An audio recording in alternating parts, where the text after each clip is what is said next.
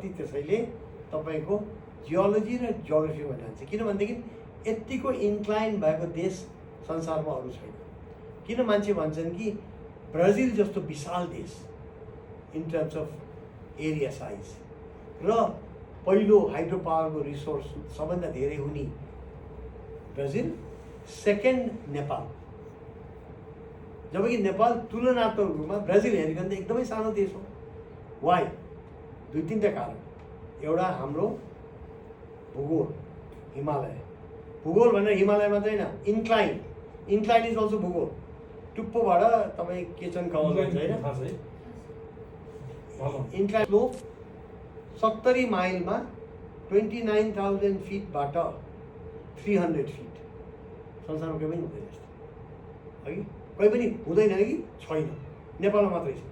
नेपालको विशेषता एउटा चाहिँ नि हाम्रो इन्क्लाइन हो। त्यो इन्क्लाइनले गर्दा के गर्छ, यहाँ तराईदेखि, तराई भने सब ट्रपिकलदेखि आर्कटिक क्लाइमेट जोनसम्म पाउनुहुन्छ। अब त्यसको उपादेयता पनि त छ नि त, किन यहाँ पानी नपर्ने भए यो त सुक्खा पाक हो। पानी नै नभए हाइड्रो पावर कहाँ हुन्छ? हाइड्रो पावर भनेको हाइड्रो प्लस पावर होइन, एनर्जी है। जब के चाहिन्छ त, यस्तो छ भनेदेखि त फेरि पानी पनि पर्ला, तर इन्क्लाइन नभयो भनेदेखि त कसरी चाहिँ नि धेरै त्यो पेन्स्टक पाइप भन्छ नि, जसबाट टर्बाइन घुमाउँछ, त्यो प्रेसरै कम हुन्छ। जति स्लोप छ उति पावर जेनेरेट हुन्छ। नेपाल त्यसरी हाइड्रो पावरको बारेमा बुझ्नलाई हामीलाई जियोग्राफी बुझेपछि अनि हामीलाई थाहा हुन्छ कि त्यसैले त अरूले किन हाइड्रो पावर कुरा गर्दैन, नेपालमा चाहिँ किन हाइड्रो पावर मात्रै कुरा भन्दाखेरि त हाम्रो जियोग्राफी र हाम्रो climate is also part of geography. पानी पर्नु is also part of geography. हाम्रो इन्क्लाइन इज अल्सो जियोग्राफी। खालि हिमाल भनेर पुग्दैन, मध्य पहाड भनेर पुग्दैन, तराई भनेर पुग्दैन, इन्क्लाइन पनि छ।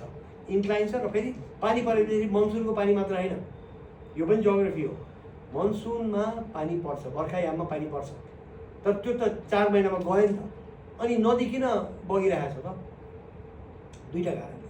एउटा हिमालको हिउँ पग्लिँदैछ, अर्को ग्राउन्ड वाटर सिन्चित हुँदैछ पहाडभित्र। म हिजो अस्ति मात्र म गोसाइँकुण्ड लेकबाट फर्केर आएको छु। त्यो गोसाइँकुण्ड लेक पुरै चाहिँ नि एउटा पानीको भण्डार, यो वाटर ट्याङ्क हो। हिमालमा चाहिँ नि हिउँ हुनाले हिउँ पग्लिएर त्यहाँ छिद्रा जाँदैन।